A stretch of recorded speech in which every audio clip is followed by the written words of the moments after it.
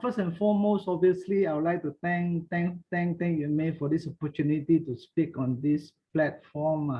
She has kindly allocated one precious slot for me. Now, the talks today are basically on birds of Malaysia. I would term it to be just basically introduction, because I'm still pretty new on this thing. And I will just try my best to maybe be a storyteller today and showing you some of the birds that I've got. And hopefully we can all have some interesting session together. And I would want to make this to be a kind of a free and easy sessions. Feel free to give any comments or ask any question you like. I'll try my best to explain whatever I know. And the topics of today's talks is basically, obviously, birds of Malaysia. I'm just sharing my 1 year plus experience, basically starting from my backyard all the way to birds in jungle, some of them anyway. Just a brief intro. I'm actually a member of Malaysian Nature Society, and obviously MNS is doing a lot of good work as far as conservations and other things are concerned.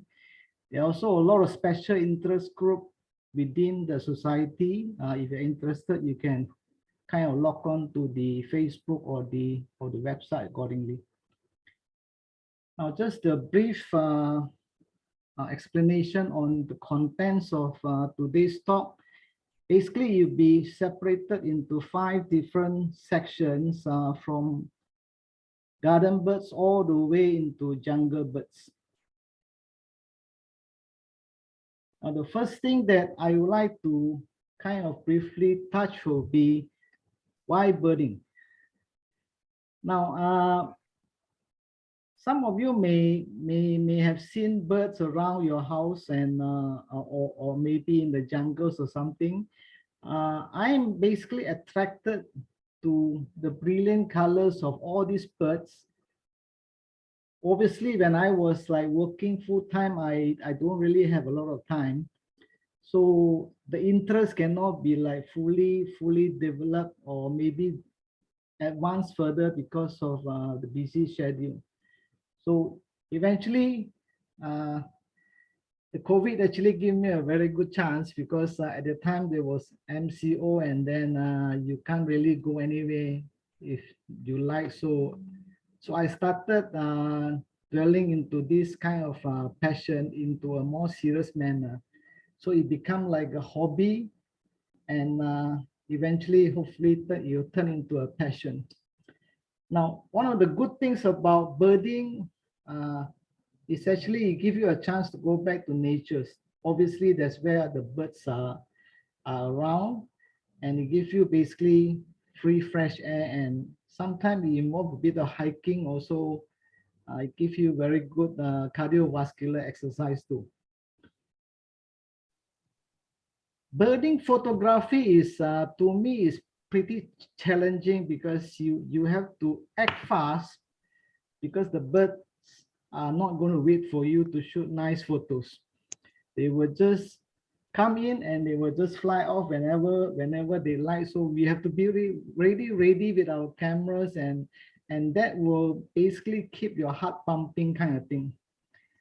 And finally, on my little ways that I can think of, hopefully these kind of photos will create basically more awareness and appreciations of the nature's beauties. They are really colorful. So I'll move on. Now this are how birders look like. You can see that birding doesn't really need to have all these high-powered, zoom cameras on tripod kind of thing. This particular photo tell a good story, because you can see some of them are just doing visual, because you can see some of the bigger birds by visual, or you can move on to maybe have a simple binoculars, or maybe just a point and shoot cameras, you can already get pretty good recognizable kind of bird photos before you go into all these high-powered gear kind of thing. And birding actually allow you to make a lot of friends. As you can see, I've got a group of birding friends here in Fraser Hills, Malaysia.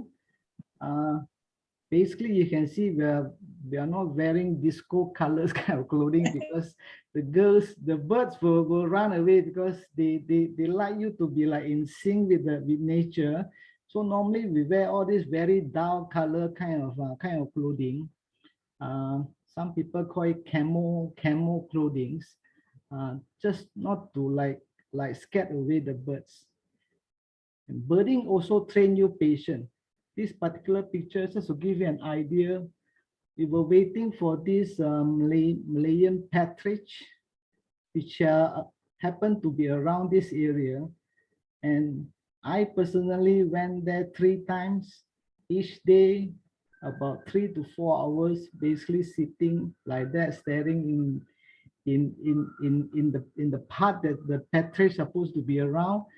But actually, I got 0 result. Out of 3 times going over there, and yet I don't see anything. So this is part of the fun of doing birding. You may not get what you want. You have to go out maybe more frequently to really get the kind of shots you want.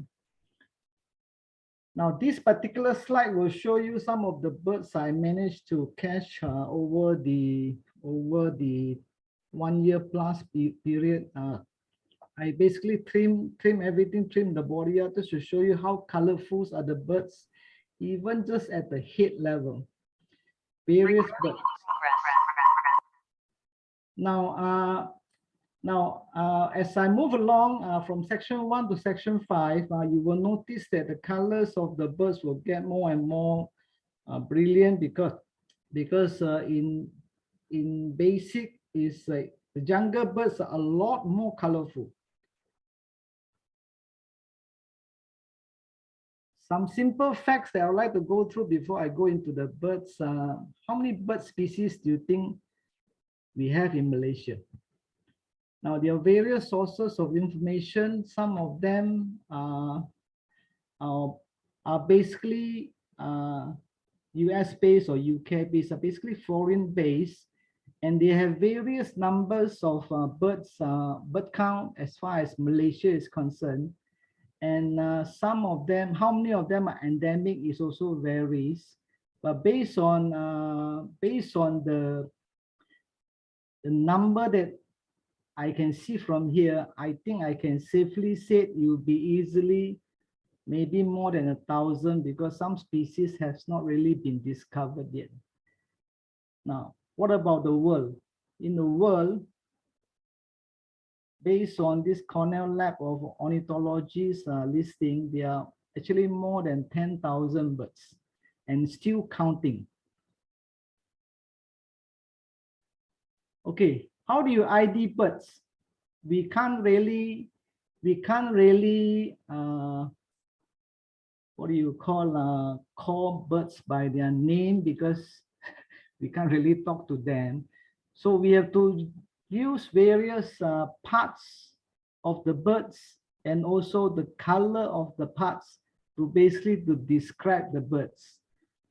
I can tell you sometimes it get pretty confusing because some of these English words, to be frank, my English teachers have never taught me, and also the colors even is my science teachers have never taught me either.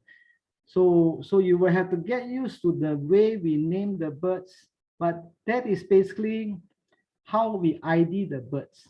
So you will see some very strange examples. Certain birds name doesn't seem to tally with their appearance, but that's the way it is. We will just move along and accept it and just enjoy the beauty of the birds. Now, I've done with all the basic. Now let's just move on to section 2. Now, as I mentioned before, I started doing birding basically from the garden. That's obviously where I should start because there are quite a lot of birds already actually within the garden compound and within the garden that I stayed.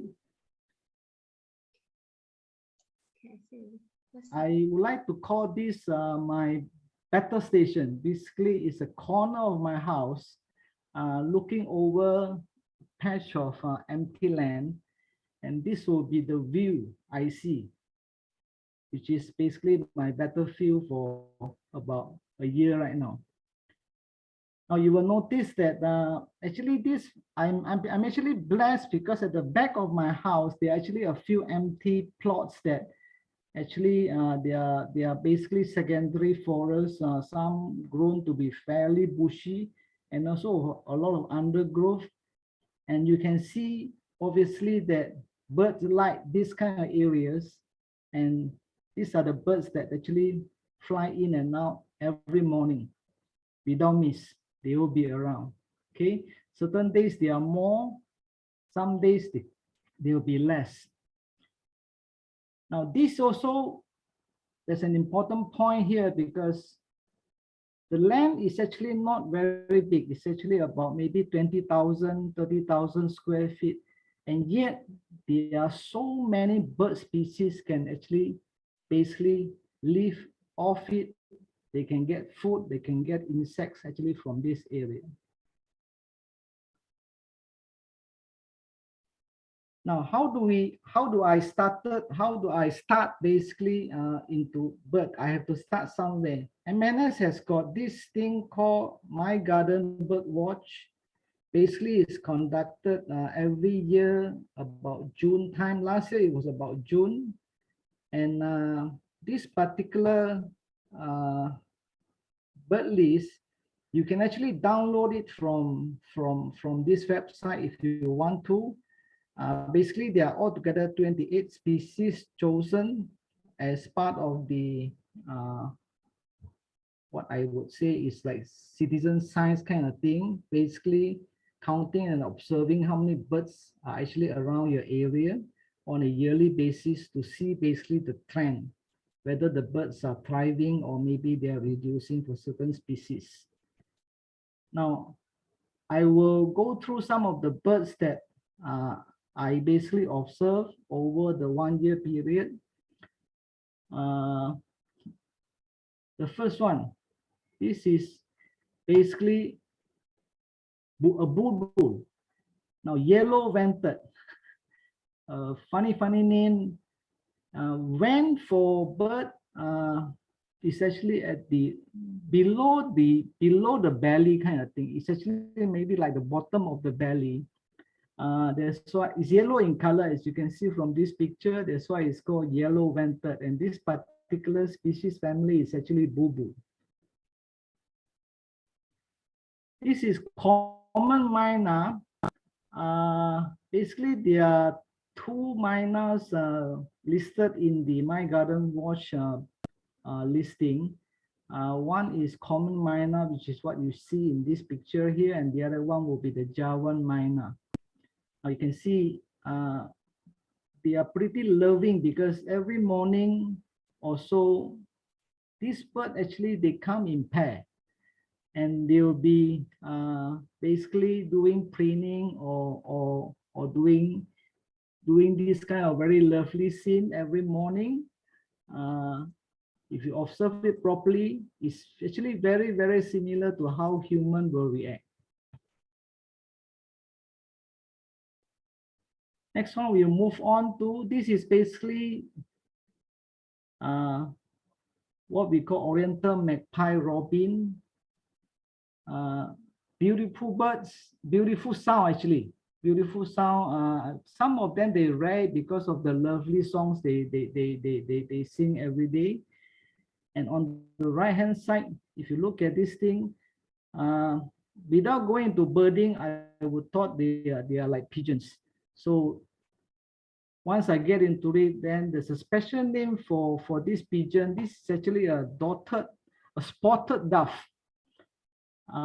You look at the features and everything, they are pretty similar to the common rock pigeon that we see, but they are basically having different names. This is an Asian glossy starling. It's actually a starling. You can see this is not a very good picture because of the lighting. You can see their feathers are actually metallic gloss. Metallic gloss. This particular one is basically what we call a juvenile, meaning that it's actually still a baby, but maybe just flashed from the nest. And you can see sometimes when they do their preening, you can get pretty nice action shots like that against the sunlight, showing you all the different shades of their feathers color. This one is actually is an Oriole. The name is actually black nap Oriole. Now nap is referring to the patch behind the head, and obviously this is black color. That's why it's being called black nap Oriole. Bee eaters plenty. Towards like August, and in Malaysia case, or towards the August and September time frame, they are basically coming back. Some of them are apparently migrants coming back from Indonesia. You will see a lot more of them, and the way they sally for food, that means they fly up and down to catch those insects. They can beat any advanced jet fighter human invented. Basically, it's fantastic if you really sit there and enjoy how they sally for their food. And you can see this picture here. There's an insect actually in the bill there, and they will basically hit left and right before they toss up the insect and they swallow it in whole. Pretty interesting and sight you can enjoy. This is basically a white-throated kingfisher. It's a kingfisher. You can see obviously the throat is actually white. That's why it's being described as white-throated. Now, this is something that I found, that kingfisher no longer just eat fish. They has basically adapted to the urban environment. They basically taking a lot of insects or maybe even lizards. And some of the photo I've seen from my birders friends, they even take rats, basically big rats. This is one of my favorite papaya tree. Actually, I intentionally leave one ripened papaya there just to see what kind of birds it attracts. You can see all these birds here are actually pretty good. They actually share their food. Nobody eat alone kind of thing, but they take turns. This one is termed to be a pink-necked green pigeon, quite a mouthful. The reason why it is called pink-neck, obviously you can see it's a bit pinkish over here, and it belongs to the green pigeon category, kind of species. And this is basically a male, and this is basically a female. As you will observe later on, towards the further down the slides, I'm not sure why, maybe it's a bit unfair. Most of the male birds are a lot more colorful and hence beautiful compared to female. Sorry girls, this is the way it is. Okay, you can see more when I move on later on. You will observe more how the male birds are a lot more colorful. Maybe this is part of their survival. The males need to attract the females, kind of thing. These are some of the more common birds like tailor bird, and also the common eora and pipe trailers. This is actually a swallow category kind of species. You will see them flying everywhere in the sky kind of thing. This particular type, it actually perch. From afar, you can see they are just like swallow. But when you shoot them at a very close range, I was pretty amazed at the kind of beautiful colors they have. You can see some part are metallic, and you can basically see how colorful a simple swallow is. And it's also part of a garden bird that you can basically tick in the My Garden Watch list. This is what we call scaly-breasted munia. Why is it called scaly-breasted? You can see at the breast area here is actually scaly. Scaly meaning that you can see the what you call that the scale features over there, and they look pretty much the same as your normal house sparrow. Only thing, maybe the colors are different. The colors are different to make it look differently. And they love this, in Malaysian case, it's actually a long lalang. This is not paddy. I never knew that it looks like paddy in close up, but when you shoot with a zoom lens, you can see it's actually very paddy-like, and they love it. They will come and basically sway in the wing kind of thing, and pick all these paddy-like of kind of plants. This is called Asian quail. This, I told you just now, the male birds are normally more beautiful. This seems to be a special case where the female, this is the female birds. You can see how brilliant are the color. And this is actually a male bird. And they normally come again in a pair, foraging for food. And then they make very, very loud noise. This is one of the beauties you can see in your own backyard. This is called a flameback. They are, to me, they look like woodpecker, but for some reason, I'm not sure why yet, it's been called flameback. And this is the one I shot lately. You can see this is the couple basically foraging for food on the dead branch.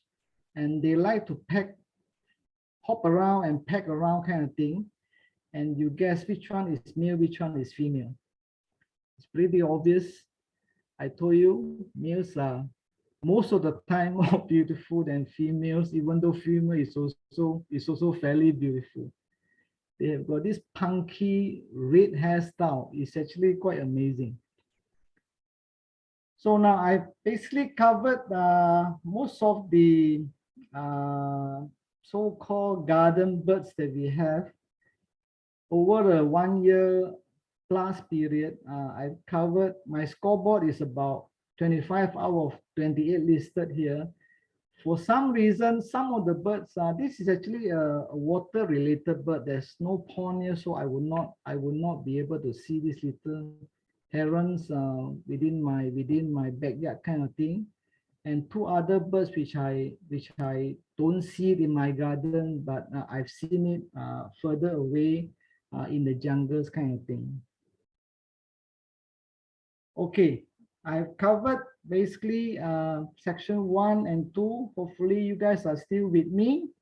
We will move on to some surprises in the garden. Now, when I say surprises means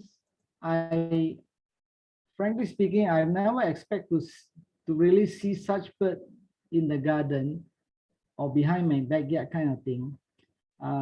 You may have seen some birds, but if you really pay attention, actually they will be there, because birds are basically everywhere. It doesn't mean that my backyard is any more special compared to yours. It's a matter of spending time to observe it. This is a gold-whiskered barbet. This particular guy has been my friend for over 1 year right now. They come, they means initially it's only one, every morning without fail. And they will make these beautiful calls every morning. You will never miss. It's actually, you know, it's this particular gold-whiskered barbet. They will go around basically making this call. I'm not sure whether it's attracting the female or territorial calls, But this is one of the biggest barbet they have. And normally when they are around, apparently the other barbets would not be around in the same place. But surprisingly, this little barbet, which is a coppersmith barbet, actually came one of those days, but I have only seen them only like once. These are basically lucky shots. I managed to get the shots. Coppersmith barbet. These are maybe more widely available nearer to the jungles.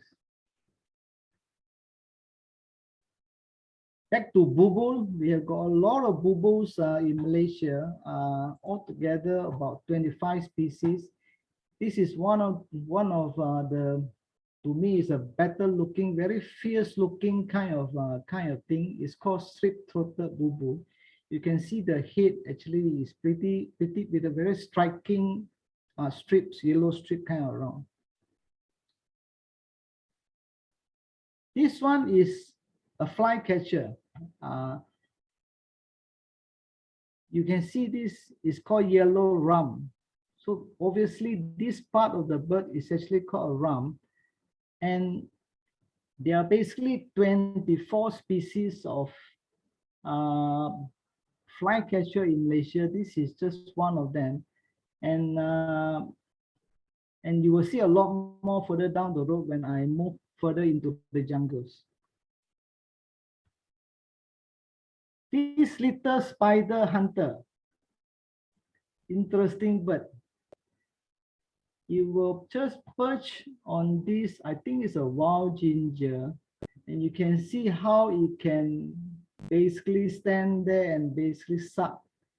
And after a while, I got this shot, which I noticed that actually they have got a little straw within their bill that they actually poke into the flower to basically suck out the nectar. So that kind of prompted me to think that what if human has built-in straw? Won't all the plastic straw problem be solved? I think so.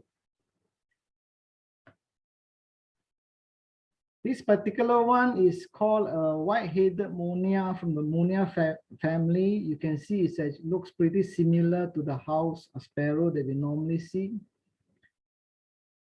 This is a prenia, which is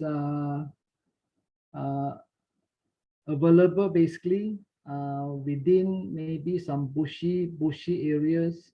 You can see this chain link fence obviously is actually within the garden kind of environment. Oriental dollar bird. Now I don't exactly why it's called dollar bird in Malaysian case. Maybe we should change it to ringgit bird or something like that. Is quite a nice bird if you shoot them. This is what we call bird in flight. You can shoot them bird in flight, then you can see all the different patterns of colors within their feathers kind of thing. This is actually a cuckoo. Now, cuckoo is actually a very interesting species of birds. They are basically called parasitic. The funny thing is they lay eggs in other birds' nests, and they leave the foster parents to incubate the eggs and raise the young, which means they just lay eggs and then they'll just leave the place. Pretty interesting kind of character, because maybe similar to some human beings. Now this particular shot, you can see I was very lucky. Something dropped out. You can see this lump here. Something dropped out. I think the answer is pretty obvious. And I'm surprised. There's a branch of science called scatology, which is the study of this SHIT, this species. It's a special branch of science. By studying this, they probably know what the bird eats and all these things.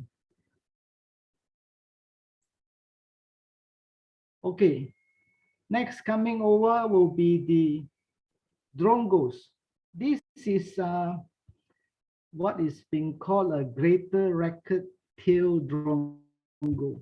Now, this particular shot will show you it has got two streamer with a funny looking kind of end there, similar to racket. That's why it's being called racket tail. Now I'm not sure because I've seen it flying around and then I'm not sure why it never gets stuck between the leaves and the branches. Maybe they have got certain ways of flying, I'm not sure. Now when you have gone out there, maybe shoot more. Sometimes you will get lucky shots like that. This bird, as I said, after their breakfast or lunch, normally breakfast, they like to spend a lot of time preening themselves. I was very lucky. I got this shot. The bird is actually preening the streamer, which is pretty amazing to me because they even clean all the way to the streamer kind of thing towards the end of the end of the streamer at the racket part. So as I said, if you have gone out there frequent enough, you will see, you have many chance of seeing all these things. These are some of the same species of bird that I got from actually different places. Obviously, this is not all from my backyard, but I'm basically following the flow of the bird species just to make the flow a bit better. Baya weaver is termed to be the best artistic nest builder in the bird kingdom. The way they build the nest is actually pretty amazing, how they weave all this dry grass and make into something like a home for them. Now, pay attention to the next slides. Very interesting story. This is actually the weaver, what we call in breeding plumage, yellow crown and black bill. They will spend a lot of time. I've served this thing maybe about 3 weeks to build up this nest. And there are two birds here. This is, I mean, I'm assuming this is the girlfriend or wife to be, actually come to do inspection. To do inspection is like the counselor come over, the council guy come over to your house to do inspection, to give you CF. Maybe they will communicate to see, maybe I don't like the house to be like that or whatever. So the male guy will have to spend more time basically changing it. After they got happily married ever after, I actually observed that they are juveniles. This is basically the juvenile. This should be the mother. You can see they're actually very similar. Mother talk a lot to children. I'm not sure whether this is nagging or whatever. At the same time, you can see the mother will also be feeding the juvenile. Pretty similar to in our human kind of case. Next, we move on to woodpecker. This particular one, I was lucky because it come in close range, and this is actually called a banded woodpecker. There are quite a lot of woodpeckers in Malaysia case, altogether 16, and related species, they call it yellow nap and flameback, 5 and 2 more respectively.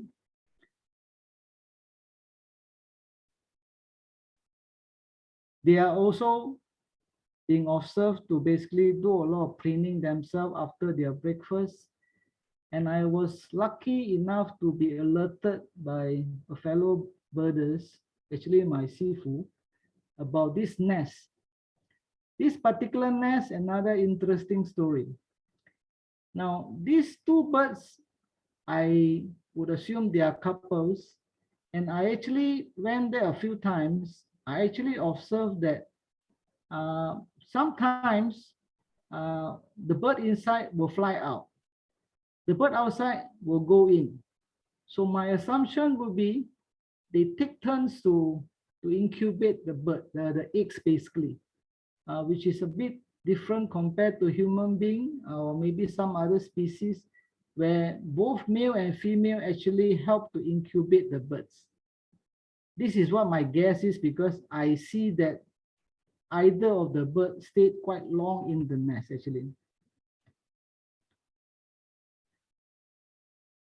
Let's move on to something more cute. This is basically a black-type falconet. And by the way, this is the smallest raptor that we have here. It's actually pretty small, about 16 mm is basically half of your 6-inch rulers. And you can see that pretty cute looking kind of bird. The bill at the end there with a sharp turn will basically tell you they are actually carnivorous. Now I have actually observed in the morning, basically four course kind of breakfast by one single bird, including lizards and small birds. This is Maukoha, colorful birds, found actually in the garden too. And this is kind of a surprise find. It's actually a quail, what we call a button quail, found actually behind my backyard. This greater cuckoo, very metallic, colorful birds, is also a lucky find for me. And blue crown hanging parrots. Why are they called hanging parrots? Because they like to hang themselves upside down. There was a flock of 6 to 7 of these birds that came one evening, and I was lucky because the sun was shining at the right angles. Hence, I can get some of this golden colored kind of shape. Next, we'll move on to the garden migratory birds. Now, migratory birds are basically a phenomenon where the birds who will be experiencing winter in the northern hemisphere. In northern hemisphere is maybe about December or March will be winter. So by September, November, you will see them flocking, flying down south to go away from the winter. And we are very lucky that we are in this flyway. It's basically the birds flying highway, main continental, the blue colored, actually passing by Malaysia. Some of them will stop here and before they proceed further down south. Asian brown flycatcher. This is actually a tiger stripe. This bird stayed with me for about 4 months. I observed it. I'm assuming it's the same bird because there was only one.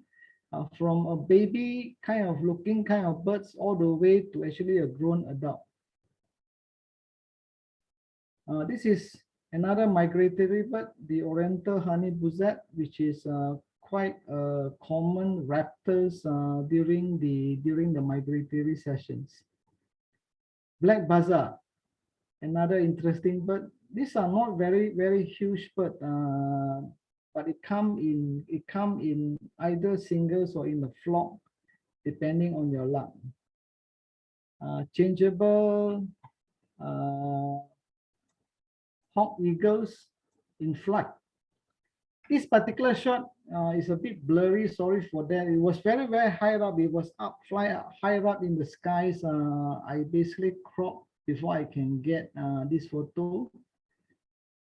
Asian paradise flycatcher. This is actually a very lucky find because this is first time and also the last time up till now that I see this bird in the garden, and this particular one is a female. Now, when you see a female bird, very natural, you will want to know where is the male bird, because the male bird is a lot more beautiful in this case, as I told you before. So when I went around my garden, I see this thing hanging on the tree, higher up, maybe about 30 feet up. It looks pretty similar to what I was trying to imagine. So you can see the close similarities between these two. And I thought I got the bird. And finally, when I zoom in closer, you can tell it's actually just the leaves. Sorry, the dry skin of the tree, looking pretty similar to the actual bird. So this is where I try to tell myself, when you start to hallucinate or start to imagine birds that you see on the trees or whatever, you are progressing further from basically from hobby maybe to be very passionate right now because you start hallucinating or imagining things that you see.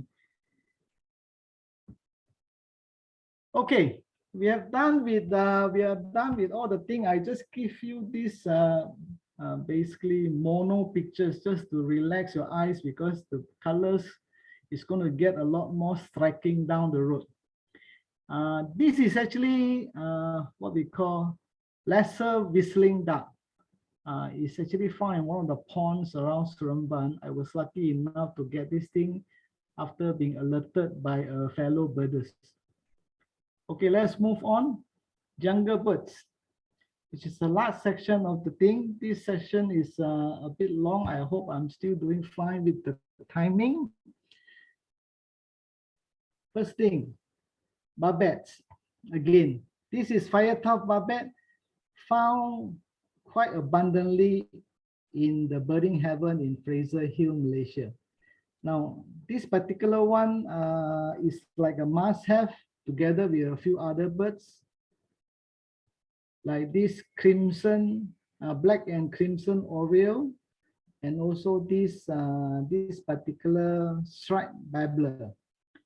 The name is actually quite a mouthful. Babbler is a different species, stripe is a different species. For some reason, which I do not know yet, is been called striped babbler. Long-tailed cebia and also pygmy cutwing, and also these are some of the muscat birds when you go to Fraser Hill. Malayan laughing thrush, and also this chestnut cap laughing thrush. Just a little joke. I don't know why they are called laughing thrush. Of all the time I've seen them, I've never seen them laughing or not even smiling actually.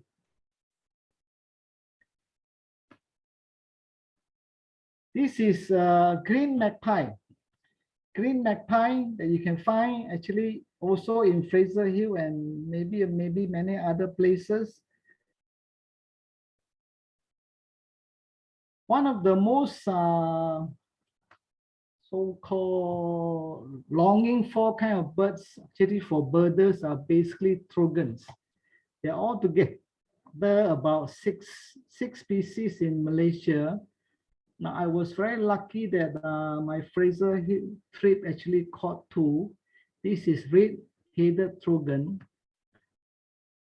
As you can see in close up, very cooperative. When you go there, it's actually at the Bishop Trail Junction. If you're familiar with Fraser Hill, you will never miss it. It's always there. This particular one was a lucky catch, mid-hill Fraser Hill. It's called orange-breasted trogons. You can see the shape. You can tell it's actually a trogon. Pretty interesting bird. It's a much sought after birds by birder because this is like a must-have in your portfolio. So together with the red-headed, what do you call the scarlet rum? This particular one, the scarlet rum trogon that I got in Talang in Negeri Sembilan. My latest trogon count is actually 3 out of 6. 3 more to go. Now you will observe here that as you move on to the higher terrains, the same bird, I believe this is a yellow venter bulbul. It looks pretty different compared to the lowland bulbul. Basically, maybe similar to human beings, I think. This is actually a mountain section, basically mountain trees. Again, this is actually a striped babbler, strict spider hunters, olive wing bulbul. This one is actually a gray rum a tree swallow. If you observe it properly, at the head there, there's actually a crown. This one was actually a lucky catch after being alerted by my fellow birders. Actually, there's a baby there right in front. It's not a very clear shot because it's very high up, a baby right in front there. Very, very protective. The mother never leave the baby actually. Baby is still haven't flashed yet. One of the rare blue color bird that I catch, the vertical fly catchers. Now it's actually what we call a phenomenon called bird wave, where birds of different species actually they flourish together by flying in, basically scaring or let the insects all fly up and you have your own breakfast. I have my own thing. It's actually a very interesting phenomena. Birders love bird wave because that's where you can catch a lot of birds. Another blue color bird. This is an Asian fairy bluebird, male and female over here. Now, this particular interesting bird is actually perched quite high up the tree, probably about 50 feet or 25, 20 meters kind of thing. It looks like a different species. I thought I found a new species kind of thing. Maybe I can call it dragon-headed greenbird kind of thing. But on closer inspection, it's actually this blue wing leaf bird having the male. I think it's some kind of insects. I'm not sure what kind of insects. Next, we move on to this thing called stripe. Lovely looking bird, looking very innocent. But if you look at the hook at the end of the bill, you can tell that it's actually carnivorous. Now, they have been known, this bottom picture here, they have been known to impale their prey and eat it bit by bit kind of thing. Very, very interesting. They can use the tools around, tools inverted comma around, to basically to enjoy their meals in a more comfortable manner rather than holding it and tearing it. This one, another strike, long-tail strike that I got it in Seremban area. Now, again, nice looking bird kind of thing, but you observe closely. This is taken at about 10 a.m. in the morning. This guy has just finished his breakfast. This is actually the blood stain. So family shots again out of the strike that we have. These are the 3 strikes that I have got. Next, we move on to this thing called kingfisher. By the way, this doesn't do justice to the beauty of the birds. I didn't really get a very good shot. This is taken somewhere in Sungai Long, Cheras. Many birders went over. I personally went over 3 times before I can get these not so good shots. It's actually a banded kingfisher. There was a couple, a male female thing. I didn't manage to get the female. My fellow birders within this talk maybe got a better shots. It's actually a banded kingfisher. So together with the other commonly kind of a commonly seen white-throated, I got this recently. I got this collared kingfisher, another interesting kingfishers. Three of them out of maybe about 12 species in Malaysia. Maupoha. This is a lucky shot. Basically, I have seen this bird basically flying around, and it was actually in a pretty dense undergrowth area. But I was lucky enough to get these shots, and this is basically the male in flight. Now you can see also this is the female with the grayish head.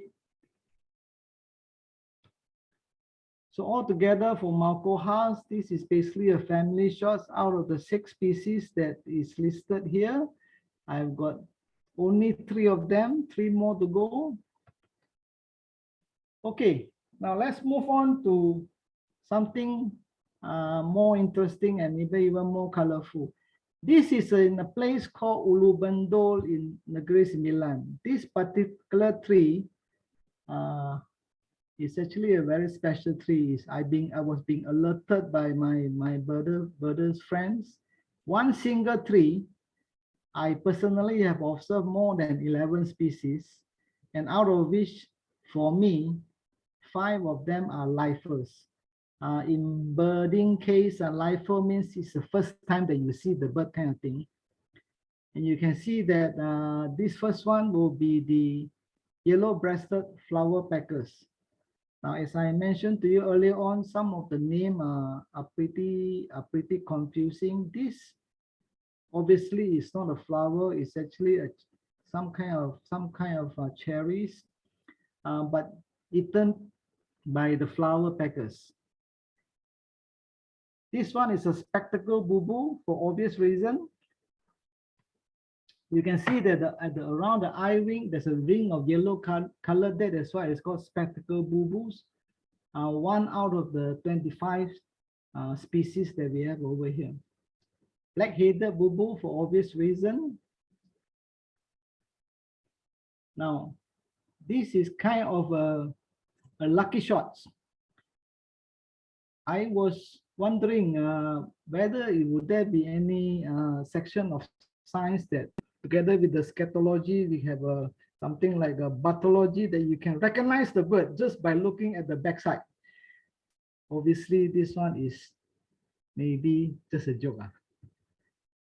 Okay, now let's move on. This particular bird is actually gray-bellied bulbul. You can see they are basically they love these cherries on the trees. They actually come in actually for a few rounds in one single morning. This is arguably the most beautiful bulbul around. It's scaly-breasted bulbul. You can see the chest area there full of very nice pattern. It's so colorful, so features in one single bird. Coming back to barbets, this is actually a blue ear barbets together with this red-throated barbet. Barbet naming has been actually pretty confusing. As you can see, there are all kinds of barbets listed down here. Out of the 11 species we have, so far I've got 5 of them. Some are called blue-eared, some are red-throated. Some of the birds, I also don't know why they call it certain name, like red crown, for example, or maybe even this particular one is actually red-throated, but it's obviously a yellow crown to me. So, so I just follow the flow. Okay. Okay. Next, wonder tree.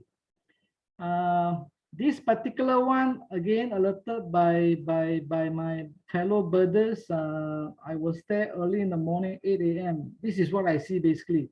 It was raining, shall I say, birds and bees rather than cats and dogs, because it was really heavy rain. I thought of giving up because I mean, this kind of rain, you obviously won't have any birds coming out, kind of thing.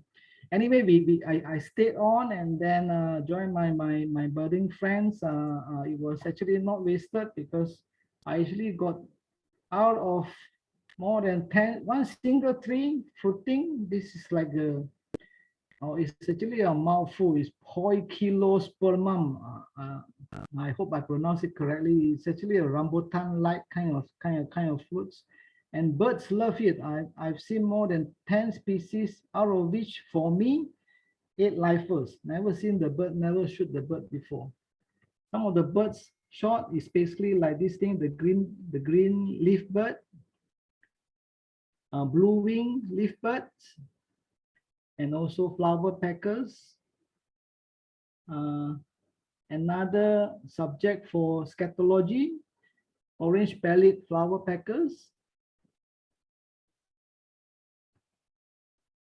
This particular one is called crimson-breasted flower peckers. It's actually a bit of a unique bird to me because I don't know why there's a patch of crimson color, a patch actually on the chest. Maybe it's an unfinished painting work by the creators. This one is actually orange-breasted flower peckers, spectacles, bulbul. This one is also a mouthful. It's called pin-strip tit babbler. Gray-breasted spider hunters.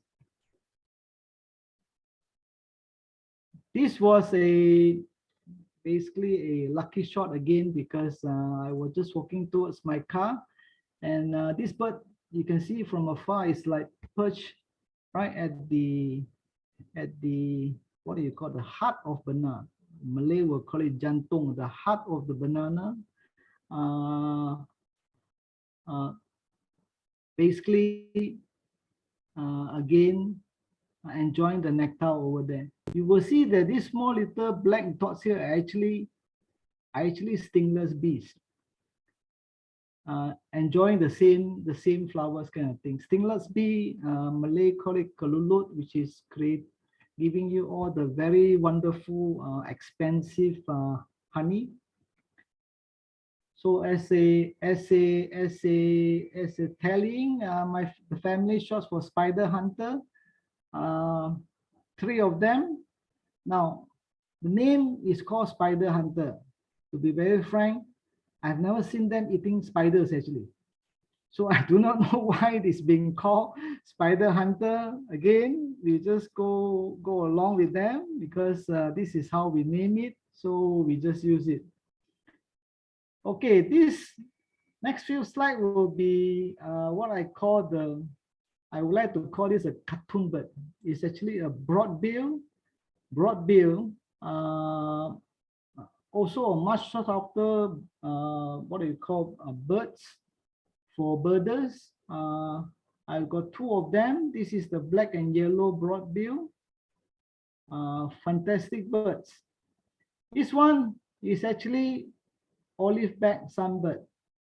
I traveled all the way back to my hometown to get these shots, but I was very lucky. I just saw it behind my house just now.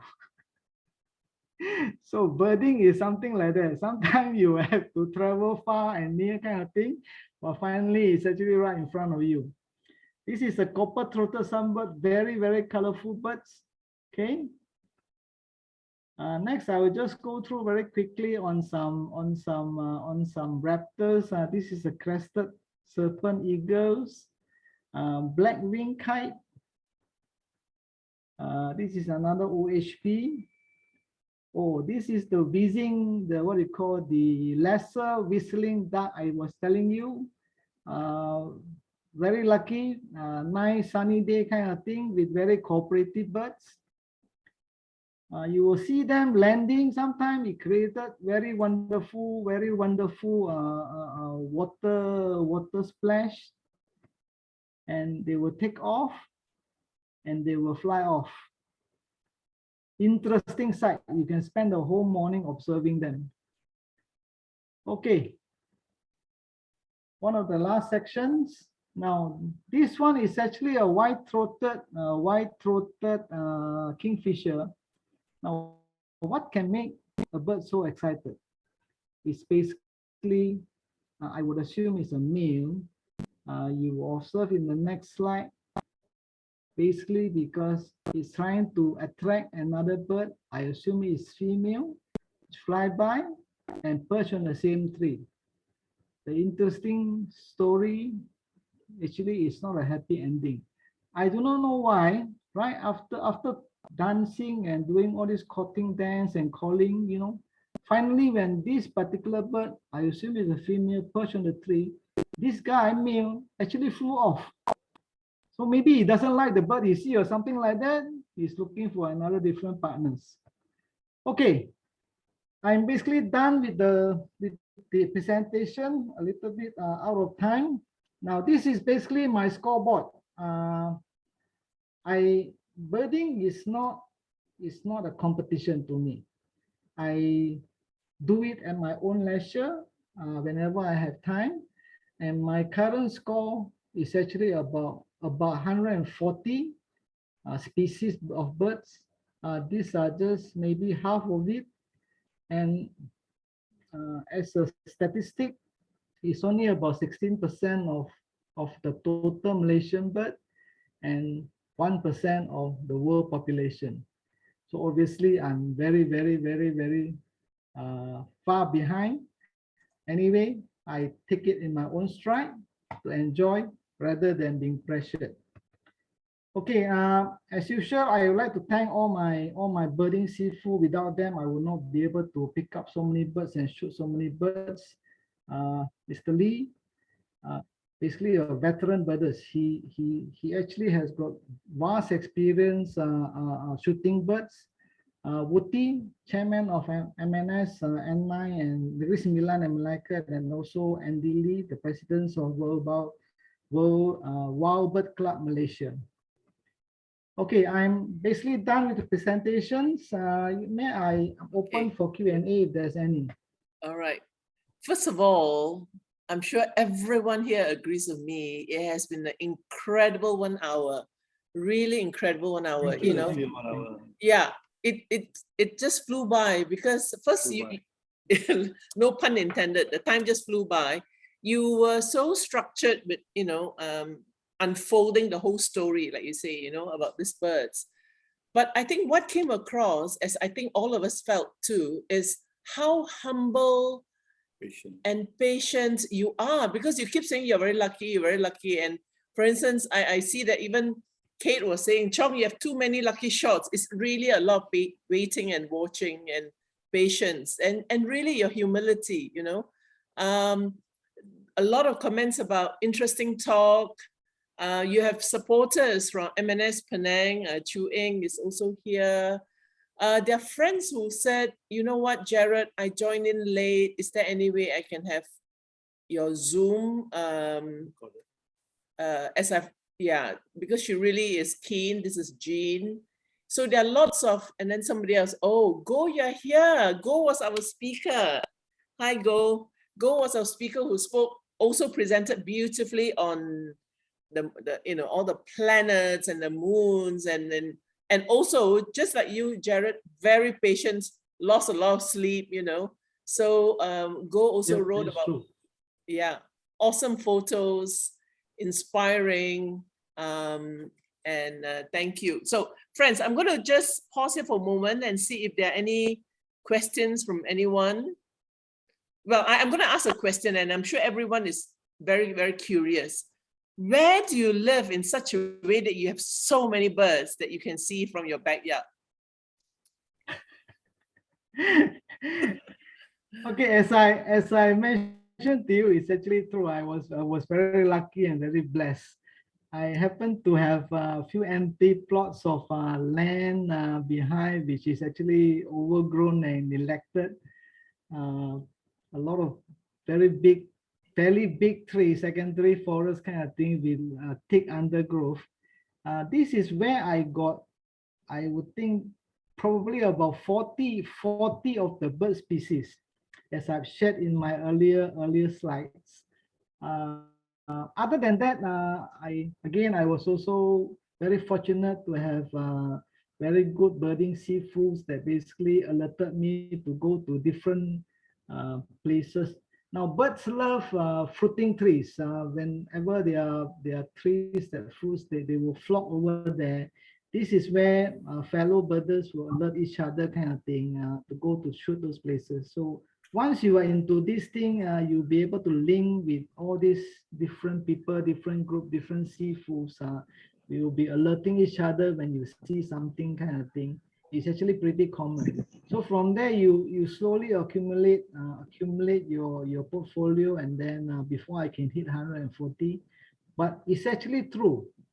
Out of the many beautiful, more presentable kind of photos that you see here, actually there are a lot of very ugly photos. Some are too dark, some are very blur kind of thing. So the basic rule is, if you go out there, if you go shooting birds more frequent, you will get your shots. So maybe if you shoot 1,000 photo, in my case, 1,000 photo, I probably only got 10 presentable kind of photos. Yeah, thank Okay. you. Yeah, thank you. So there's some questions here. What are some good trees that we can plant in our backyard so that we can provide a suitable habitat for birds to come? Papaya is clearly one. Okay, now if you look at the two trees, the two wonder trees that I shared just now, you will see that one of them, I'm not very good in the names. If you go back to the slide, you will be able to see that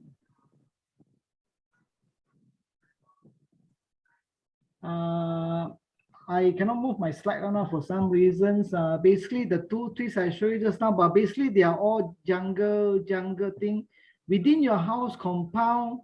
I don't have the names of these three. You can actually plant some trees that bird love. Basically, whatever trees that has got nectar, birds will come. Or whatever trees that has got the cherry like black thing that I showed just now, bird will also come.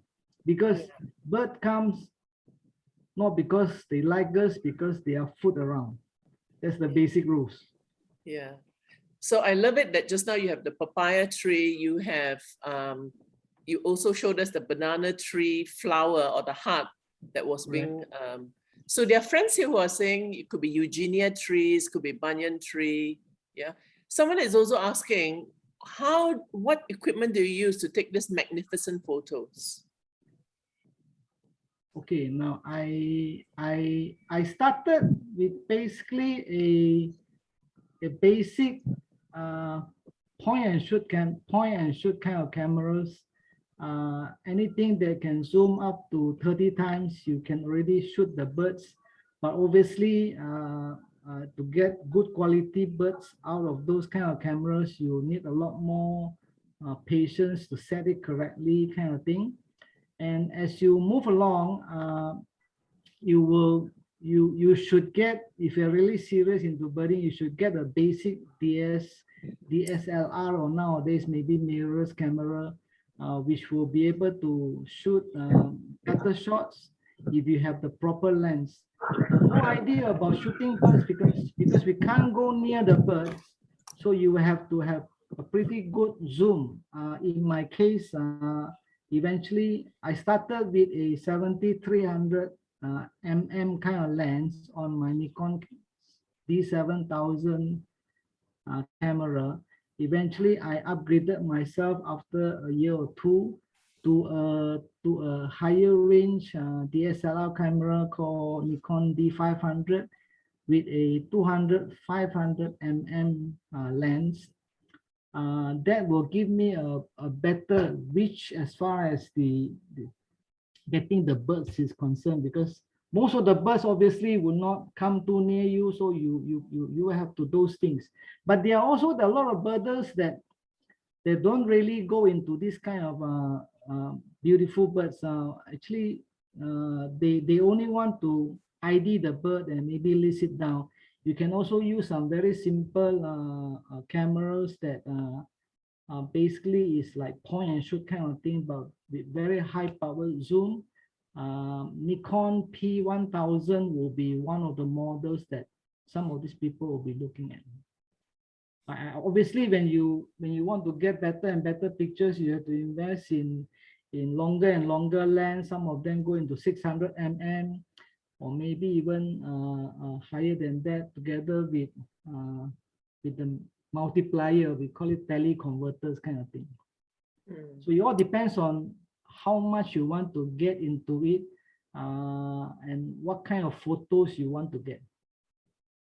Okay, so someone very helpfully explained that Eugenia is now renamed as, I don't know how to pronounce that. Please look at the chat, Cezinium or something.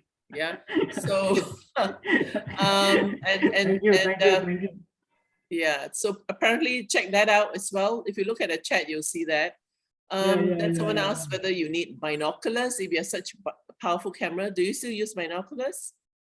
Yes, binoculars is actually very useful because sometimes you don't have time to react shooting with your cameras. So you just like to see the birds, and many people does that, especially those veterans where they've seen all. They will just take a binoculars and then they will just go around shooting things. They don't carry cameras around anymore. Compared to us, we have to pack up what you call heavy. Those cameras are pretty heavy, by the way. It could be about all in 3-4 kgs. It sounds very light, but as you move a long track, you will get heavier and heavier and heavier. So can I ask, there's this friend who I think is Stephen. Stephen, could you please help us pronounce that word? Unmute and pronounce it. Well, in Australia, we call it syzygium. Ah, syzygium. Okay, syzygium. So that's a plant. Thank you, Stephen. So apparently that's a tree that we can also plant, and apparently is Zorina is saying that it's quite plentiful along roadsides and all. Let me see. Do you have any photos of Vedas? Why are hawks called changeable? Yeah, I was also thinking of that. Yeah, maybe last two questions. Any photos of waders or shorebirds to share, Jarred? Now, I actually has got some birds on what we call shorebirds, waterbirds, waders kind of thing, but I don't have many of them. That's why I don't want to go into that section, because that is actually another section altogether.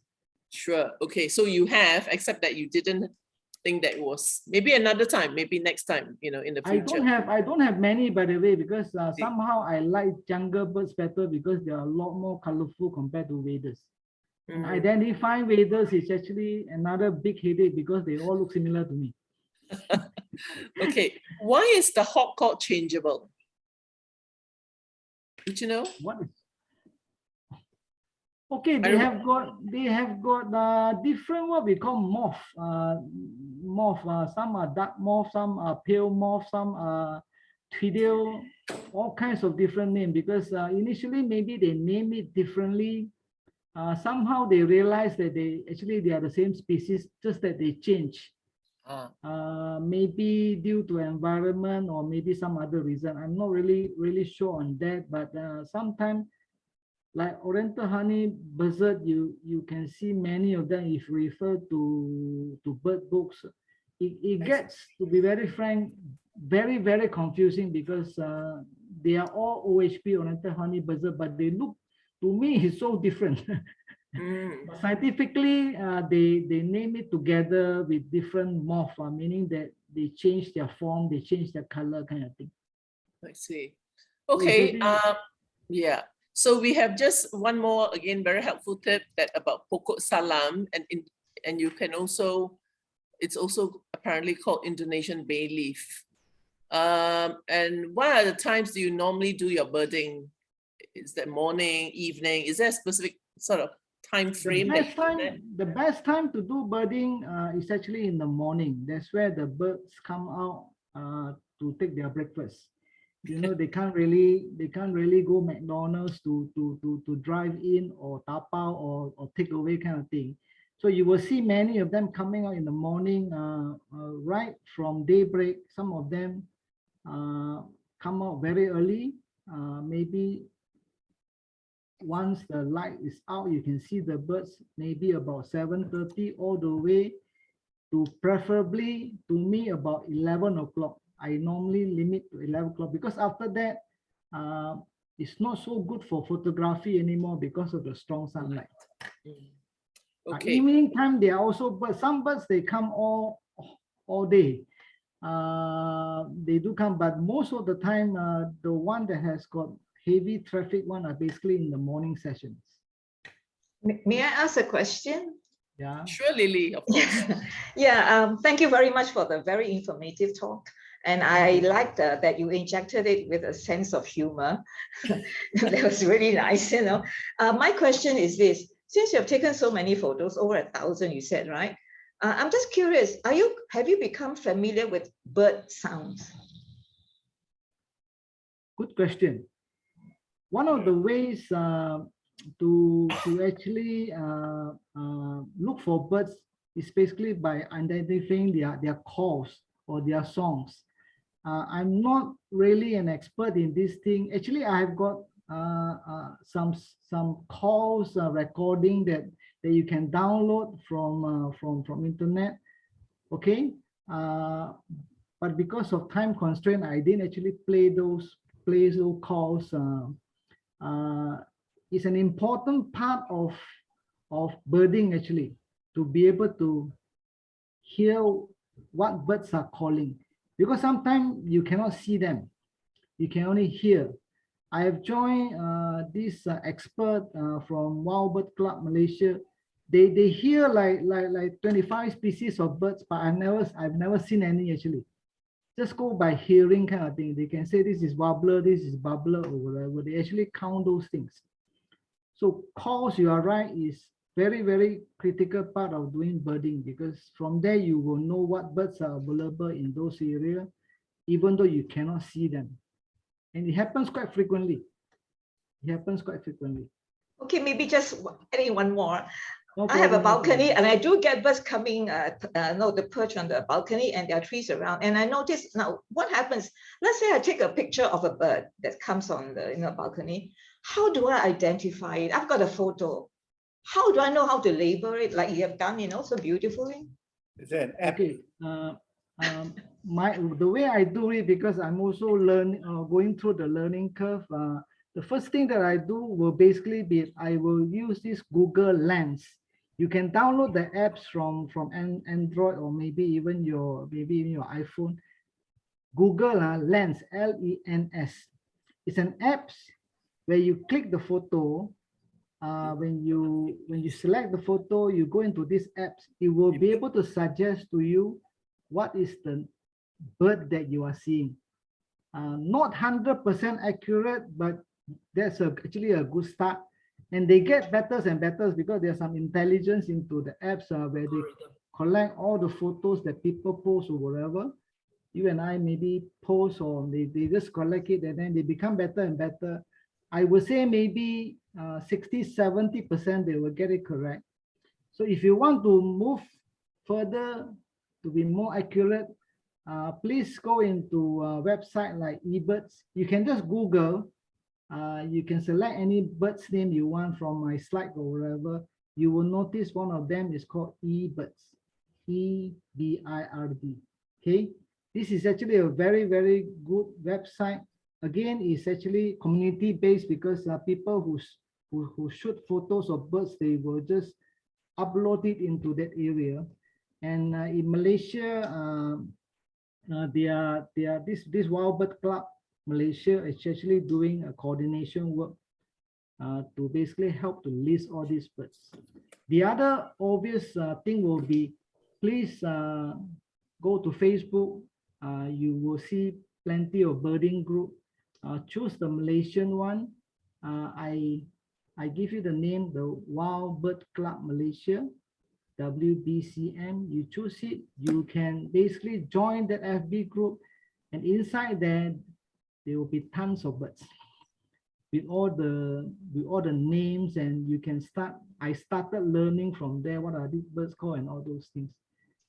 Widely shared, a lot of very beautiful birds, a lot more beautiful than my birds, by the way. Right. Thank you.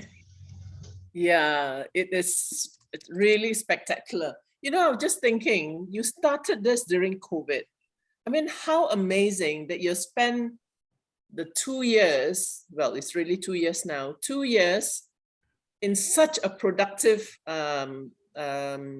beautiful hobby, you know, and really so uplifting, you know, for us to know that we have about 10%, you know, you started earlier by saying we have about 1,000 birds out of 10,000 around the world.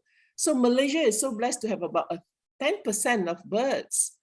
And it's, you know, Malaysia is so blessed in so many ways. And this is another area that we should therefore, you know, really go out and enjoy it, really.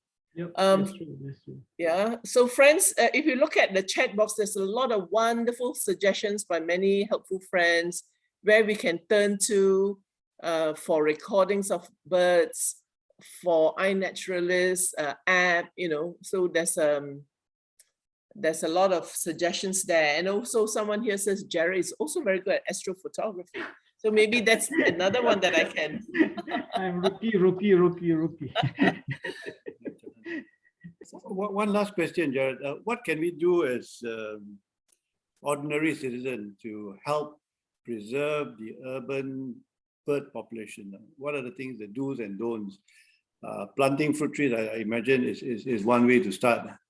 What are the things that we can do? And we saw the good one, I think, was your hallucination of that plastic that was on the bark that's hanging on the tree. I thought that was an excellent shot, and you got a great sense of humor.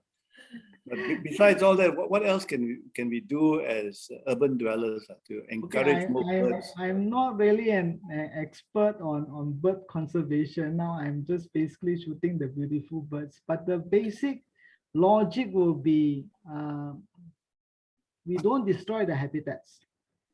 That's the bottom line.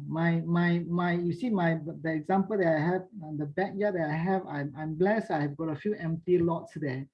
And even with the few trees, there is a secondary forest. There are already quite a lot of birds actually dwelling there and then foraging there, kind of thing.